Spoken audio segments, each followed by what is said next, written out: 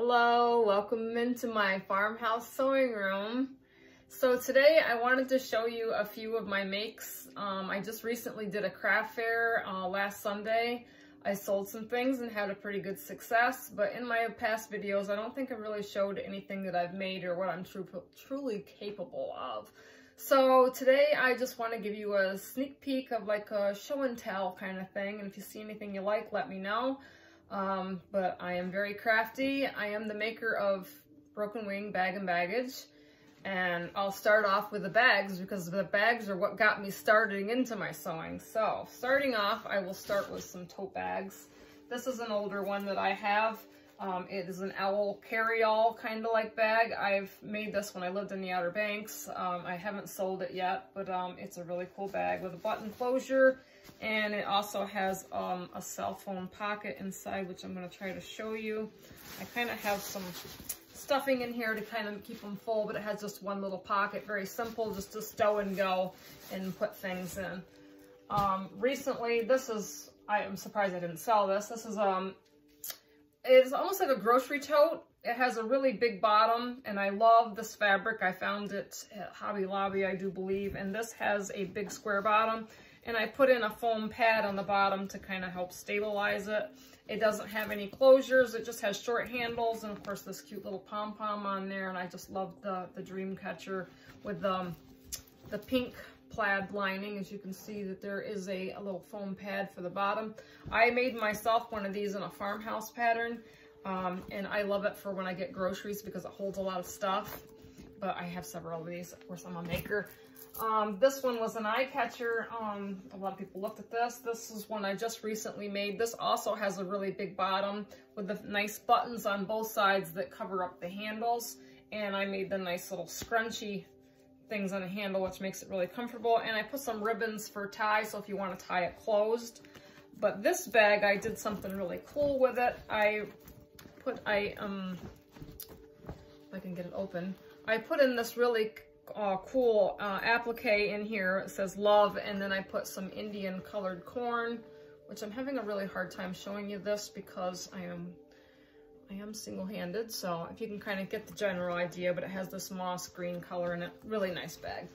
Anyway, this is one of my older bags that I made, and I hang on to this because it's kind of a favorite, but it has these butterflies. I was in Florida back years ago, and I found this little remnant scrap of these butterflies, and I made this awesome scrunchie around the top just to get a texture and that wow factor. But inside, it just has a batik, and then it has a little simple pockets in there. Nothing really fancy. Besides bags, oh, I should show you this one. This is another pride and joy. This one was from a pattern. I'm not really good at patterns. I'm more of a pattern maker kind of thing. I'm very visual when I sew, but this one I kind of redesigned the pattern because it was a kid's pattern. But this is a barrel bag, and it has the nice little round. This was a very challenge for me. It was the first time I ever made one of these, but I put an outside pocket on it, which goes all the way around. I've seen on YouTube. The inside, oh, this is a pocket. Yes, it goes all the way to the bottom.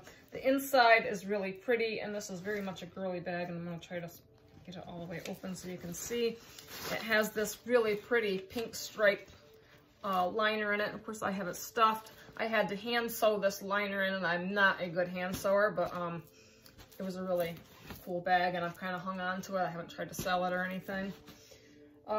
Besides bags, I do like these little change purses.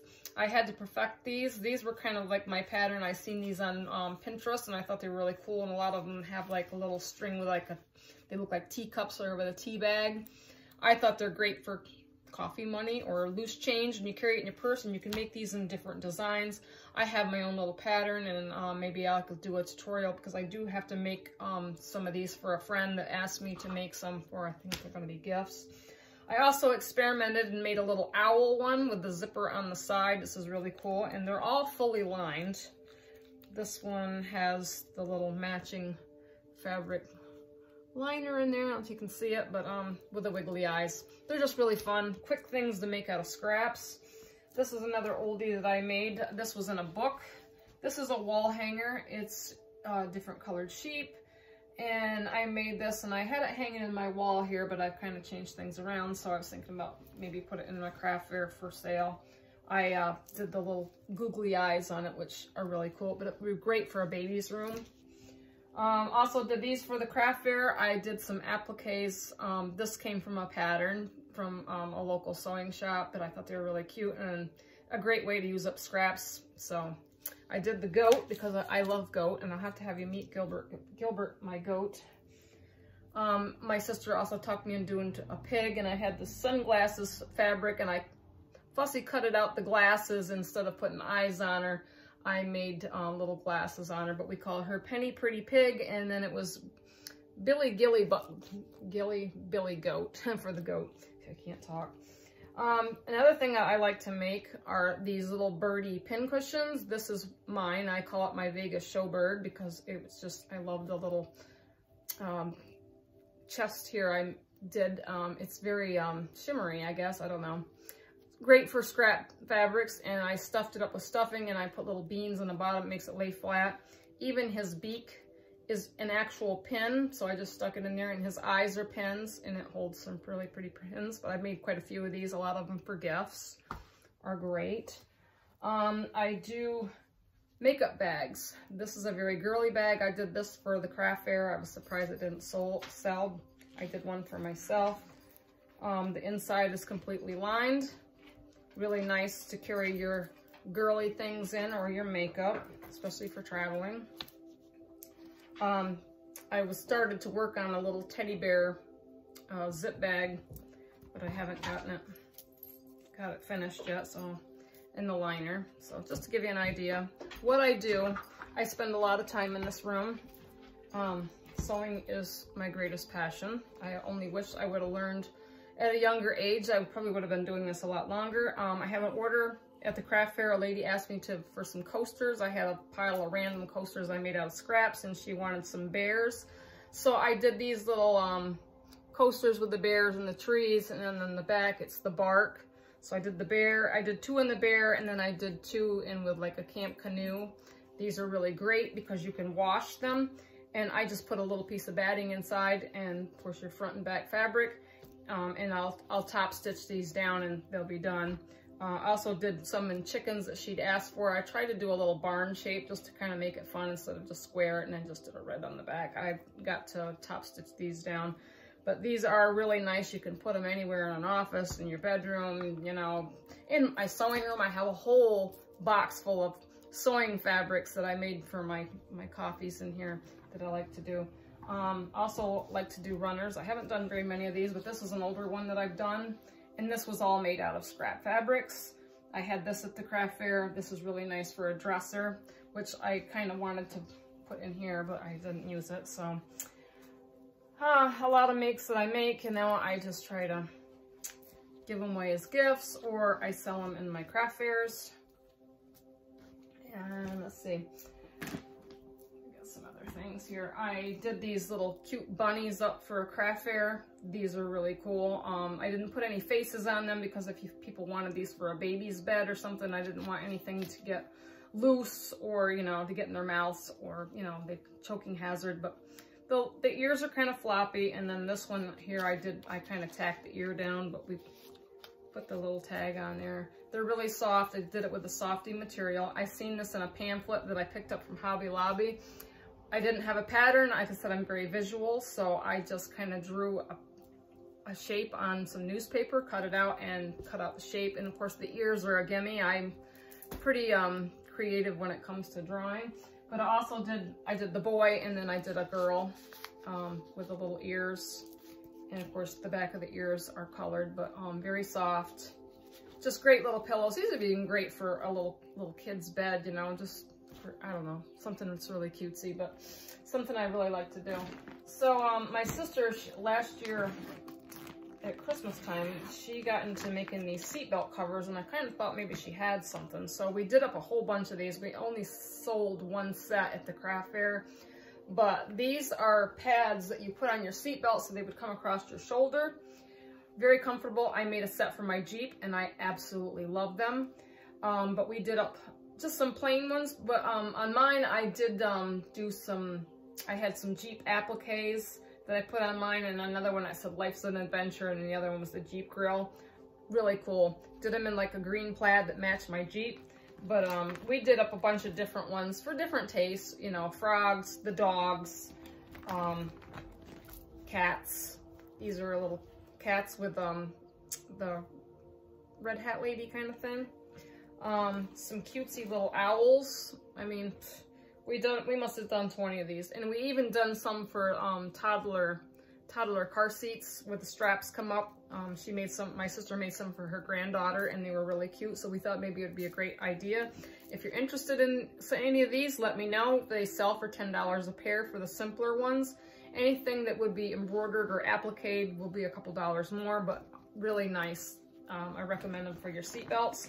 AutoZone sells them, and they're plain, and they charge $10 for a set. So I kind of keep the price comparable to theirs.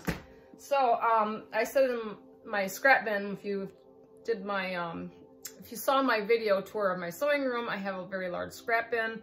I don't throw anything away. I like to save everything because everything's pretty. So things that I do with scraps, I make these little blocks. They call it string piecing or string quilting or whatever. I sew them onto pieces of muslin, and you can do this in any size, and I sew them diagonally, and when you put them together, it makes really beautiful blocks, and you can sew these together and make a beautiful quilt. I did a quilt for the first one. I did for my parents, my dad's 80th birthday a couple years ago, and it was absolutely beautiful. So I started to do one for myself, but I tend to get started on a lot of projects, and I bounce from different things. So, I mean, because I get bored, and I don't know, I have so much creativity that I want to get out of me that I just can't. But anyway, so these are my blocks, and these are blocks that are sewed together in sets of 4, and they make one big block. So when you get a block this big, these go together pretty fast. My blocks were 9.5 inches each one, and then when I sew them together in 4s, this is what you come up with. And then when you put a lot of these big blocks together, you really come into something beautiful. So I'll give you an idea of a few more that I've done, just random. This one here I appliqued. I like to draw, so I did some little canning jars, and I stitched mason on them. There's actually cows here. I'm a farmer's daughter, so I stitched farmer's daughter on here and above the cows, and this looks like a little wood fabric, so it's just kind of fitting. I did that for my dad too, but I put Giggy on it because his last name is Giggy. But I love anything with farming. The farm never leaves you when you're a farm girl. Just some more different ones. Some of my favorites. This one I thought was really cool because my mom had given me this piece of fabric with this horse, and I really couldn't use it for anything else because it was a strip. So I added a few pieces to it and incorporated it into the strip quilt because I am very much, or I used to be, a horseback rider. I had my own horses in the past. I haven't ridden horses in a couple years, but I still have that passion. I still have my saddle, so maybe someday I'll be that riding cowgirl again. But I very much love my horses. This one was cool. I found this scraps of county fair in a scrap bag that I bought at a thrift store, and I just thought that would be cool to incorporate it into my quilt. So it's just something different. When you put these quilts together, they're really cool because I like to call them like an I Spy quilt, because you really look for all the details of different things and little appliques and things that I put on them. They're just really cool. So I think I have a couple more here with appliques on them. I did one with a sewing machine on it. Oh, I did this one with the jelly beans. I work at a restaurant and it's called Jelly Beans, and I thought how fitting to make some little appliques that look like jelly beans, because I work at Jelly Beans restaurant, and it's an old, like a diner kind of feel. They serve breakfast, lunch, and dinner all day. It's a great little place. It's really colorful, and it's in Painted Post, New York. I did one of my favorite drink. I have a coffee cup.